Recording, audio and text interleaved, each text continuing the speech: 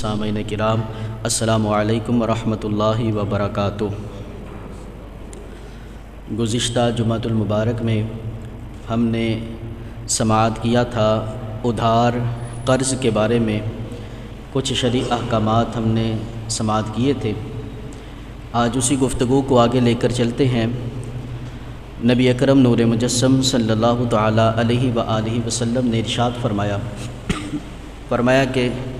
جو بندہ استطاعت ہونے کے باوجود بھی اپنا قرض ادا نہیں کرتا اور اسی حال میں دنیا سے چلا جاتا ہے تو فرمایا لقی اللہ سارقاً، اللہ کریم ایسے بندے کو کل قیامت کے دن چوروں کی حالت میں اٹھائے گا، چوروں کے ساتھ اٹھایا جائے گا کہ جو اپنا قرض دنیا میں ادا نہیں کرتا۔ اسی طرح نبی اکرم صلی اللہ علیہ وآلہ وسلم نے ارشاد فرمایا، ہمیں قرض کی واپسی کے حوالہ سے سمجھنا چاہیے کہ جب ادھار لے تو جتنی جلدی ہو سکے ہمیں قرض کو واپس ادا کرنا چاہیے۔ حضور علیہ السلام نے ارشاد فرمایا، من فارق الروح الجسد، جو بندہ اس حال میں فوت ہوا وَهُوَ بَرِيءٌ مِّن ثَلَاثٍ، کہ اس کے جسم میں 3 چیزیں نہیں تھیں، داخل الجنہ، فرمایا کہ وہ بندہ جنت میں داخل ہو جائے گا۔ جو دنیا سے اس حال میں گیا کہ اس کے دامن میں یہ 3 چیزیں نہ ہوں، فرمایا من الکبر والغلول والدین، فرمایا ایک اس کے پاس غرور و تکبر نہ ہو، فرمایا اگر اس کے نامہ اعمال میں اس کے دامن میں غرور ہوگا وہ بندہ جنت میں داخل نہیں ہوگا،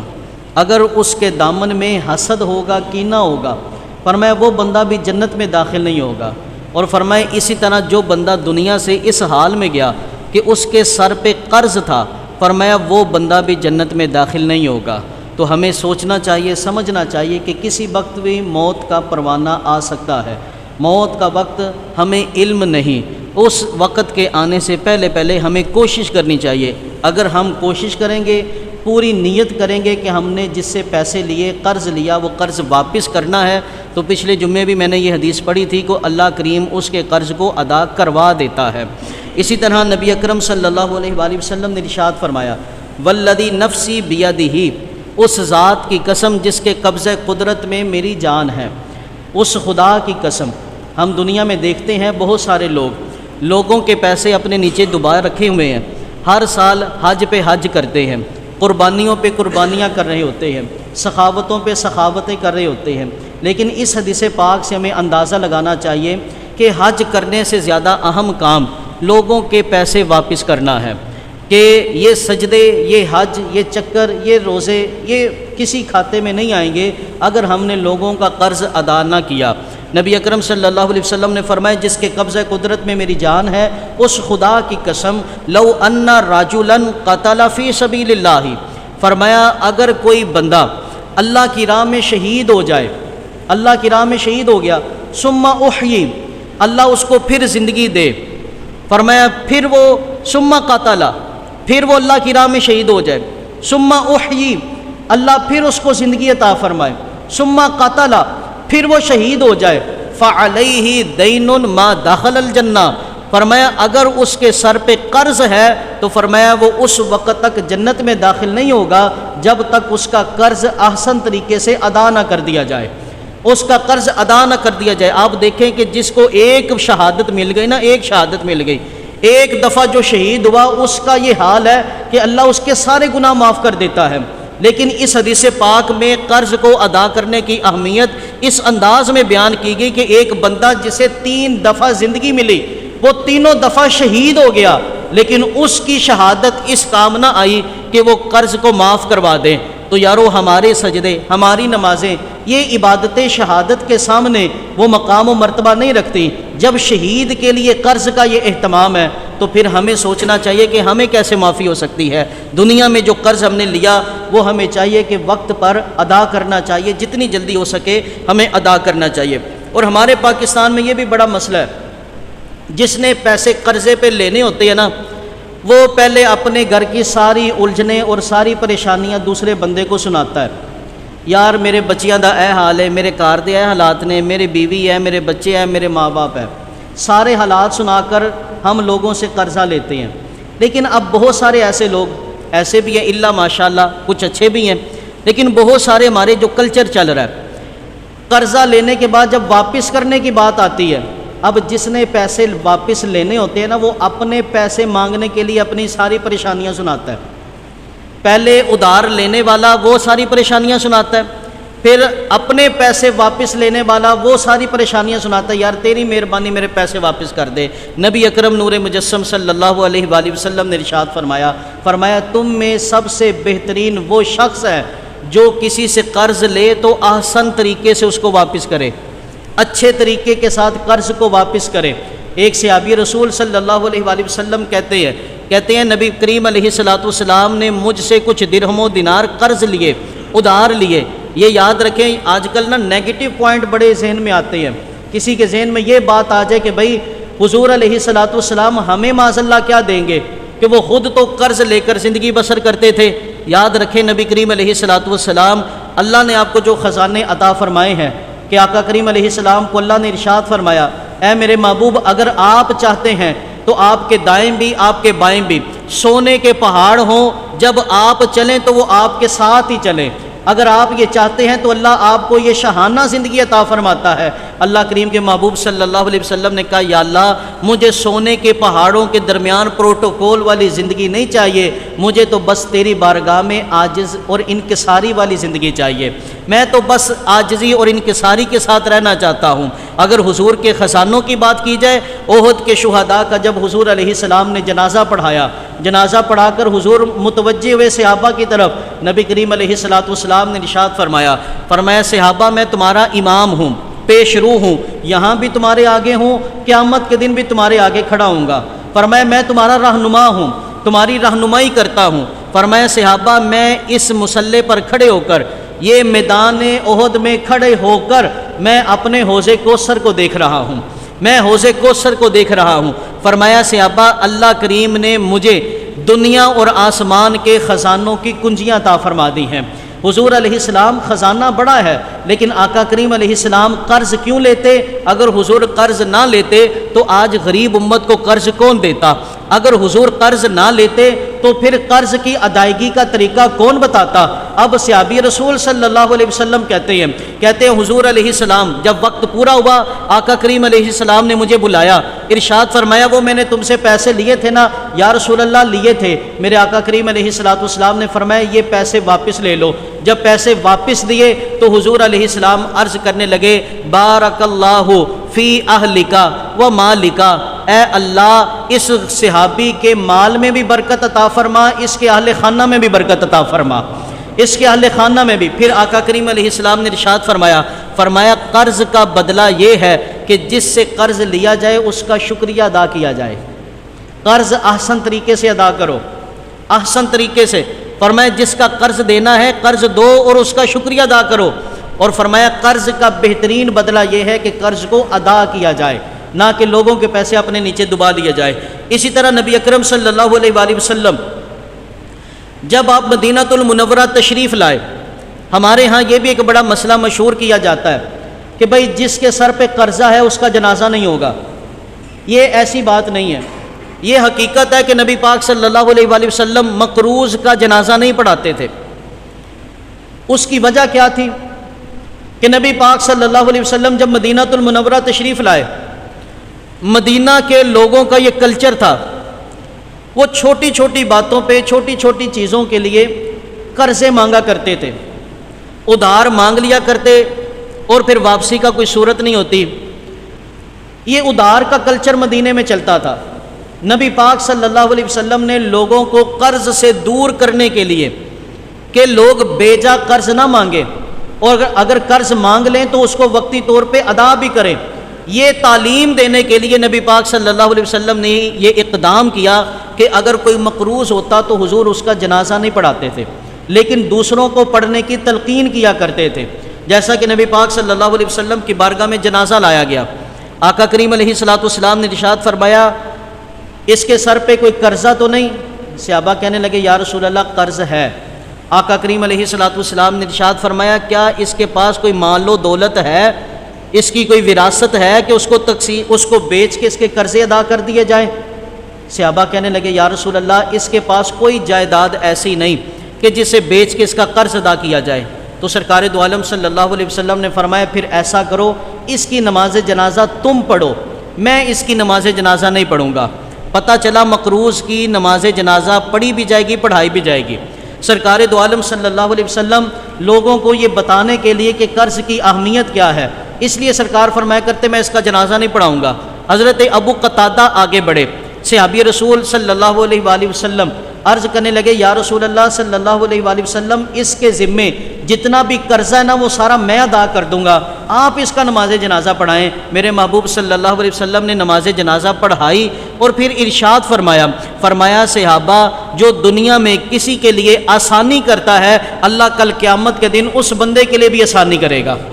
اس بندے کے لیے بھی آسانی کرے گا۔ ہونا تو یہ چاہیے اگر کوئی مفلس اور نادار بندہ فوت ہو جائے اور اس کے ذمے کوئی قرض ہو، ہمیں چاہیے کہ اس کو معاف کر دینا چاہیے۔ اگر کوئی اہل ثروت اس کے خاندان میں ہو یا اس کو چاہیے کہ وہ اپنے غریب بھائی کا قرض ادا کر دے تاکہ اگلی منزلیں آسان ہو جائیں۔ اس سے یہ بھی بات سمجھ میں آئی کہ ہمارے ہاں جب کوئی بندہ فوت ہوتا ہے اولاد فوری طور پہ تقسیم کاری شروع کر دیتی ہے، یہ پلاٹ میرا ہے، یہ مشینیں میری ہیں، یہ جائیداد میری ہے۔ یاد رکھیں جب بندہ فوت ہوتا ہے نا اس کے مال پہ سب سے پہلا حق اس بات کا ہوتا ہے کہ اس کے مال سے اس کا کفن اور دفن کا اہتمام کیا جائے، تجہیز و تکفین کی جائے۔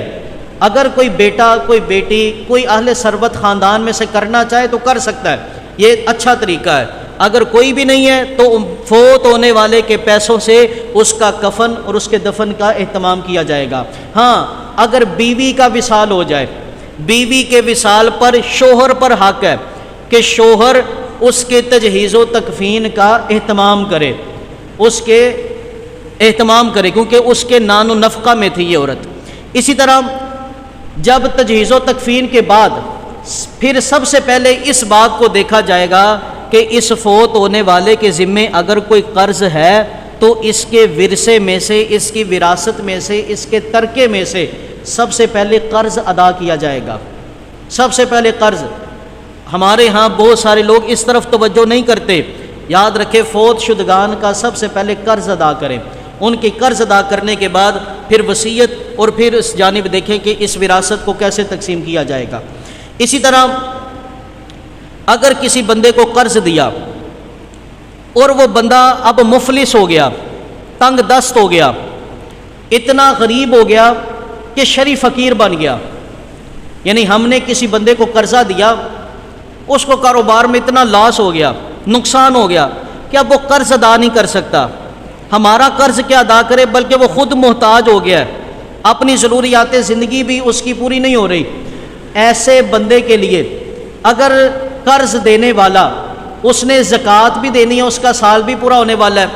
اگر ایسے غریب اور نادر بندے کو قرض دے دیا، اگر بندہ یہ نیت کر لے کہ یا اللہ اس سے میں نے یہ جو پیسے قرضے کے واپس لینے ہیں نا اس کو میں زکوٰۃ کے مد میں دیتا ہوں، تو ایسے بندے کی زکوٰۃ بھی ادا ہو جائے گی۔ اگرچہ قرضہ دیتے ہوئے اس کو زکوٰۃ کی نہ نیت تھی، نہ اس کی زکوٰۃ لینے کی نیت تھی، نہ اس کی زکوٰۃ دینے کی نیت تھی، ہم نے تو اس کو قرضہ دیا تھا کہ قرضہ واپس لیں گے، لیکن اب وہ سامنے والے بندے کی حالت ہی ایسی ہو گئی کہ جناب وہ اس قابل ہی نہیں رہا کہ ہمارے پیسے واپس کر سکے، اور ہم نے زکوٰۃ بھی ادا کرنی ہے، تو ہم اس پیسوں پر زکوٰۃ کی نیت کر سکتے ہیں۔ لیکن اس بندے کو بتائیں گے کہ یار میں نے تم سے جتنے پیسے لینے تھے نا میں اس کو زکوٰۃ کی مد میں کاٹ دیتا ہوں، تم میری زکوٰۃ ادا ہو گئی، تمہارا قرض ادا ہو گیا۔ اب یہاں پہ وہ دوسرے بندے کو بتانے سے اگر انسان کو یہ شبہ ہو کہ یار یہ بندہ بڑا غیرت مند ہے، زکوٰۃ کے پیسوں کی یہ اپنے پاس نہیں رکھے گا، زکوٰۃ کے پیسوں کی بات سن کے یہ کھلبلا اٹھے گا، کہے گا میں زکوٰۃ نہیں لیتا۔ بہت سارے ایسے لوگ ہوتے ہیں، اللہ کرے ہر ایک کا ضمیر ایسا ہی ہو جائے اور زکوٰۃ کے پیسے مستحقین تک ہی پہنچیں۔ اب کسی بندے کو پتہ ہے کہ یار یہ ضرورت مند بھی ہے، لیکن اگر اس کو بتایا گیا نا کہ زکوٰۃ کے پیسے ہیں یہ نہیں رکھے گا، تو ایسے بندے کو بتائے بغیر اللہ کی بارگاہ میں انسان اگر یہ کہہ دے کہ یا اللہ میں نے اس سے اتنے پیسے لینے تھے وہ میں زکوٰۃ کی مد میں کاٹ دیتا ہوں، تو اس بندے کی زکوٰۃ بھی ادا ہو گئی، دوسرے بندے کا قرضہ بھی ادا ہو گیا۔ اسی طرح وہ قرض جو حرام ہے، سودی قرض، اللہ کریم نے قرآن پاک میں ارشاد فرمایا یا ایھا الذین آمنوا لا تأکلوا الربا اضعافا مضاعفہ، اے ایمان والو سود نہ کھاؤ دونا دون زیادتی والا۔ نبی اکرم نور مجسم صلی اللہ علیہ وآلہ وسلم نے ارشاد فرمایا وہ قرض سود ہے جو نفع لے کر آئے۔ جس قرض پہ ادھار پہ نفع ملتا ہے نا وہ سود ہے۔ قرض میں اصول یہ ہے کہ جو دیا ہے وہ واپس لیا جائے، جو دیا ہے وہ واپس لیا جائے۔ ہاں اتنی زیادتی کی اجازت ہے، اگر آپ نے پرانے نوٹ دیے اور قرض دینے والے نے نئے نوٹ آپ کو واپس کیے تو یہ اضافہ جائز ہے کہ اس نے اچھے طریقے سے اپنا قرض ادا کیا ہے۔ لیکن 1 روپیہ قرض دینے پہ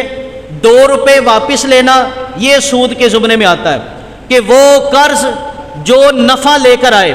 اسے سودی قرضہ کہا جاتا ہے، اور یہ جائز نہیں ہے، یہ حرام ہے۔ اور سود کے بارے میں یاد رکھیں سود کے 70 سے زائد درجے ہیں، اور سب سے ہلکا درجہ یہ ہے کہ انسان اپنی ذاتی ماں سے 36 مرتبہ زیادتی کرے، زنا کرے۔ جتنا گناہ تب ملتا ہے اتنا گناہ سب سے ہلکا یہ سود کا 1 لقمہ کھانے سے ملتا ہے۔ ہمیں چاہیے کہ لین دین میں معاملات کو غور و فکر کریں، کاروباری لحاظ سے سود سے بالکل پاک کاروبار کیا کرے۔ ذہن میں یہ بات آتی ہے کہ 1 کے بدلے 10 روپے ملیں گے، زیادہ ہوگا، زیادہ سب کچھ مل جائے گا، لیکن یاد رکھے اللہ فرماتا ہے یمحق اللہ الربا ویربی الصدقات، فرمایا اللہ صدقوں کو بڑھا دیتا ہے، سود کو کم کرتا ہے۔ تمہارے کیلکولیٹر، تمہاری گنتیاں، تمہارے جتنے بھی فگر ہیں وہ سارے کے سارے اگرچہ تمہیں یہ بتائیں کہ 1 کے بدلے 10 زیادہ آئیں گے، لیکن اللہ کہتا ہے اس زیادہ میں کمی کر دوں گا، لیکن 100 روپے میں 10 روپے صدقہ کر دو گے، فرمایا اللہ اس 90 میں تمہیں برکت عطا فرما دے گا، اس کمی کو اللہ زیادہ کر دے گا۔ تو جس زیادتی کو اللہ کم کر دے اس کمی کو کوئی زیادہ نہیں کر سکتا، اور جس کمی کو اللہ زیادہ کر دے اس کو کوئی کم نہیں کر سکتا۔ یاران محبت، برادران اسلام، اسی طرح قسطوں پر چیز لینا، آج کل قسطوں کے معاملے میں بڑی چیزیں پائی جاتی ہیں۔ قسطوں پہ لین دین کرنا، پہلی چیز تو یہ سمجھ لیں قسط پہ چیز کا لین دین کرنا یہ جائز ہے، اور یہ صحابہ کرام علیہم الرضوان کے دور سے ثابت ہے۔ بخاری شریف کے اندر حدیث پاک حضرت عمر بن شرید رضی اللہ تعالی عنہ سے روایت ہے، وہ کہتے ہیں قال وقفت علی سعد بن ابی وقاص، کہتے ہیں میں حضرت سعد بن ابی وقاص کے پاس کھڑا تھا، فجاء المسور بن مخرمہ، حضرت مسور ہمارے پاس آ گئے۔ جب یہ پاس ہے فوضع یدہ علی احدی منکبیہ،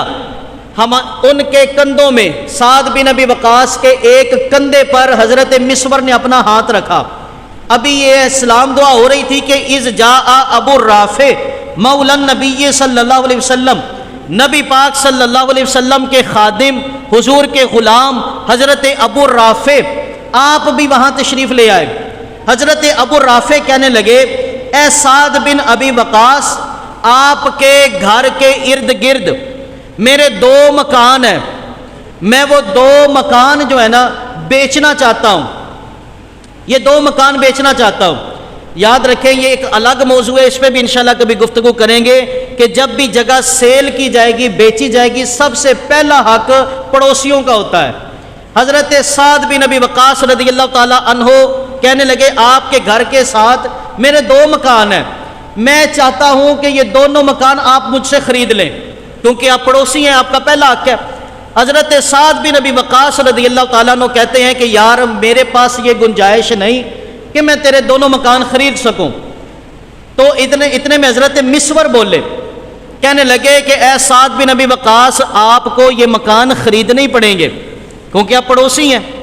آپ پر پہلا حق ہے، آپ کو خریدنے پڑیں گے۔ حضرت سعد بن ابی وقاص کہنے لگے پھر ایسا کرو، میں یہ دونوں مکان 4000 دینار میں خریدتا ہوں،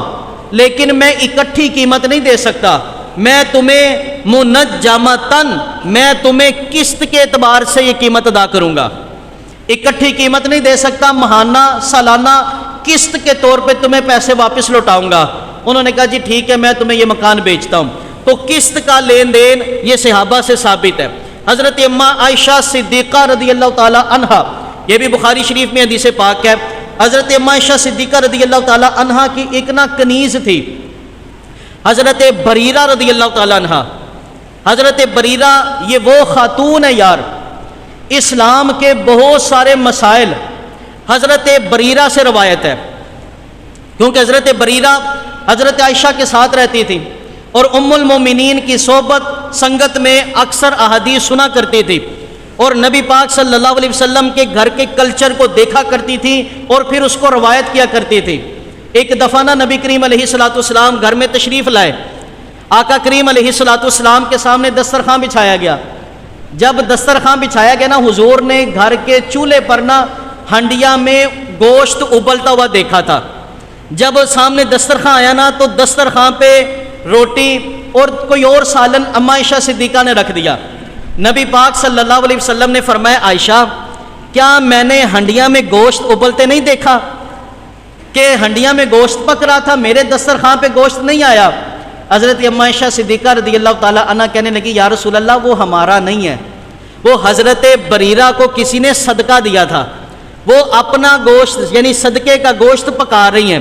نبی پاک صلی اللہ علیہ وسلم نے فرمایا جا کر بریرہ سے کہو کہ مجھے تھوڑا سا سالن دے دے۔ کہا یا رسول اللہ وہ صدقے کا گوشت ہے۔ نبی پاک صلی اللہ علیہ وسلم نے فرمایا وہ بریرہ کے لیے صدقہ ہے، لیکن جب وہ اپنے مال میں سے ہمیں دے دے گی ہمارے لیے وہ تحفہ بن جائے گا، ہمارے لیے تحفہ بن جائے گا، کیونکہ جس کو ہم صدقہ دیتے ہیں اس کا مالک ہو جاتا ہے۔ اب وہ صدقے کا کانسیپٹ نہیں رہا، اس کا ذاتی مال بن جاتا ہے وہ۔ اب ذاتی مال سے وہ چاہے تو آگے سید کو تحفے میں دے سکتا ہے۔ اب کہا یہ حضرت بریرہ نا حضرت اماں عائشہ صدیقہ کے پاس آئی۔ اماں عائشہ صدیقہ رضی اللہ تعالی عنہا آپ کہنے لگی اے بریرہ میں تجھے آزاد کرتی ہوں، اتنی چاندی مجھے کما کر دے دے۔ اس کو کہتے ہیں مکاتبت۔ جب غلام ہوتے تھے نا تو غلاموں کو آزاد کرنے کا یہ ایک اسلامی طریقہ ہے۔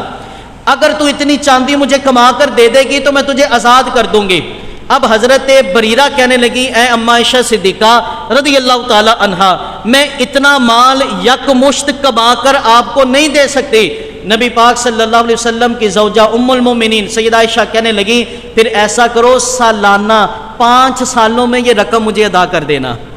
قسطوں میں ادا کر دینا۔ تو قسطوں پہ ایک چیز کا لین دین یہ جائز ہے، لیکن اس میں چند صورتوں کو یاد رکھیں۔ ایک اشکال یہ پیدا کیا جاتا ہے، قسطوں کو ناجائز کہنے والے یہ کہتے ہیں بھائی مثال کے طور پہ یہ ایک پین ہے، یہ نقد 10 روپے کا ملتا ہے، لیکن جب آپ قسطوں پہ لیتے ہیں تو 15 کا ہو جاتا ہے۔ بعض لوگ کہتے ہیں کہ یہ دیکھو ادھار میں نفع ہے، یاد رکھے ادھار دے کر نفع لینا یہ سود ہے، یعنی یہ پین میں کسی کو 10 روپے ادھار پہ بیچ دوں، اب اس کو کہوں یار تو نے پیسے نہیں دیے لہٰذا اب یہ 12 روپے کا ہو گیا، اس کو سود کہتے ہیں۔ لیکن ابھی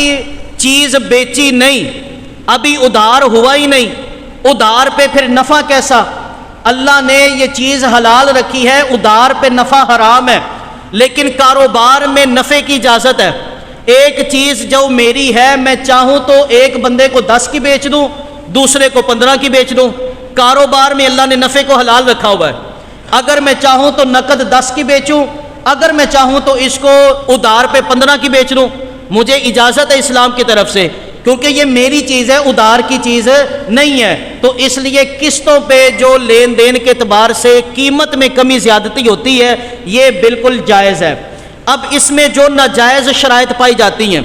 قسطوں پہ، بعض جیسے بینک میں اکثر ہی ہوتا ہے، الیکٹرانکس میں اکثر یہ ختم ہو گئی یہ چیز، اگر قسط لیٹ ہو جائے گی تو پھر جرمانہ ہوگا،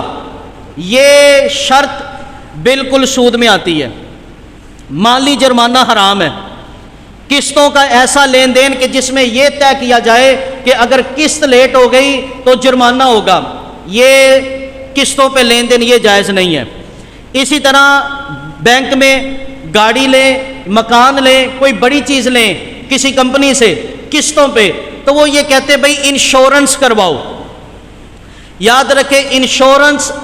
بیمہ پالیسی، لائف انشورنس ہو یا جنرل انشورنس ہو،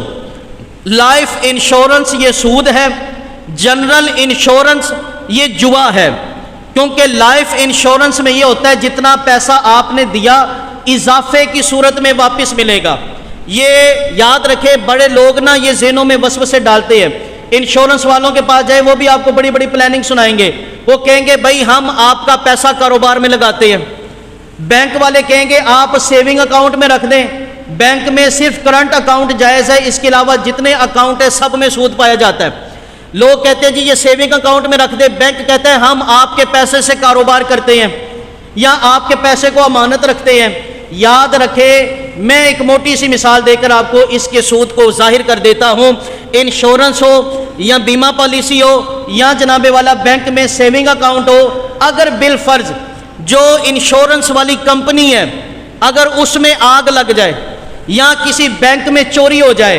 جس نے بندے نے پیسہ رکھوایا تھا، کیا وہ واپسی کا مطالبہ نہیں کرتا؟ واپسی کا مطالبہ کیا جاتا نا کہ بینک میں چوری ہو گئی تو بھئی ان کی ہوئی، ہمارے پیسے ہمیں واپس کیے جائیں، اور بینک واپس کرنے کا مجاز بھی ہوتا ہے۔ تو بھائی اگر یہ امانت ہوتی نا، امانت اگر چوری ہو جائے تو امانت رکھوانے والا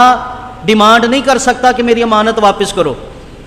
اگر یہ کاروبار ہوتا تو آگ لگ گئی، نقصان ہو گیا، کاروبار نفع اور نقصان کا نام ہے، پھر بھی آپ بینک سے مطالبہ نہیں کر سکتے کہ بھئی ہمارے پیسے واپس کرو۔ اگر چوری کی صورت میں، آگ کی صورت میں ہم بینک سے کہتے ہیں نا ہمارے پیسے واپس کرو، اس کا مطلب یہ ہے کہ ہم نے بینک کو کاروبار کے لیے نہیں دیا، ہم نے بینک کو امانت کے طور پہ نہیں دیا، ہم نے جو پیسہ دیا قرض کی صورت میں دیا ہے۔ ہم کبھی بھی اس کو واپس لے سکتے ہیں، اور قرض پہ جو منافع ہوتا ہے وہ سود ہوتا ہے۔ بھائی یہ بالکل کھلی بات ہے، وہ سود ہوتا ہے۔ تو انشورنس والی اگر قید لگا کر کوئی چیز خریدی گئی قسطوں پر تو یہ یاد رکھے یہ سود کے زمرے میں آئے گا۔ اسی طرح جو چیز دی گئی اس پہ یہ پابندی لگائی گئی، اب یہ پین بالفرض میں نے ادھار خریدا ہو کسی سے اور مجھے کہا جائے جب تک قسطیں پوری نہیں نہ ہوں گی اسے آگے نہیں تم بیچ سکتے، یہ قید بھی جائز نہیں ہے،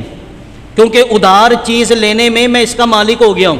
میرا آپ سے معاہدہ ہو گیا بھائی اتنے پیسے اتنے ماہ میں ادا کر دوں گا، اب اس چیز کا میں مالک ہوں، اس پہ آپ کا اختیار نہیں چلے گا۔ یہ چیز چاہوں میں خود استعمال کروں، یہ چیز چاہوں تحفے میں دے دوں، یہ چیز چاہوں میں آگے بیچ دوں، میں اس کا پورا مالک ہوں۔ اگر یہ ساری صورتحال ہو تو قسطوں پہ لین دین جائز ہے۔ اس کے ساتھ ساتھ یہ بھی یاد رکھے، ہمارے ہاں ہم نے جس سے قرض لینا ہوتا ہے نا، قرض لینے والا قرض دینے والا دونوں طرف بڑی بڑی خرابیاں پائی جاتی ہیں یار۔ قرض لینے والے آج کل کیا کرتے ہیں، جس بیچارے سے قرض لینا نا اسے قرض بھی نہیں دیا جاتا، ہم ہر مہینے اس کے گھر ٹپکے ہوتے ہیں اور ہر مہینے اس کے گھر میں ٹانگ پہ ٹانگ رکھ کے بوتلیں بھی پی رہے ہیں، پیزے برگر بھی کھا رہے ہیں۔ یاد رکھیں اس سے بچ جائیں، جس سے ہم نے قرض لینا ہے نا کوشش کریں اس سے کوئی نفع حاصل نہ کرو، اس سے کوئی نفع۔ امام اعظم ابو حنیفہ رحمۃ اللہ تعالیٰ علیہ جنازہ پڑھانے کے لیے آپ کو بلایا گیا، آپ نے کہا جنازے کی چارپائی پیچھے کرو، کہا حضرت پیچھے دھوپ ہے، دھوپ میں کھڑے ہو کے جنازہ پڑھائیں گے؟ آپ نے فرمایا یہ دیوار کی جو سایہ نا، دیوار کا یہ سایہ، اس دیوار کے مالک سے میں نے کچھ پیسے قرضے کے طور پہ واپس لینے ہیں، وہ میرا مقروض ہے، میں نہیں چاہتا کہ مقروض جو میرا مقروض ہے اس کے گھر کی دیوار کا سایہ بھی میں استعمال کروں، کہیں یہ سود میں نہ آ جائے،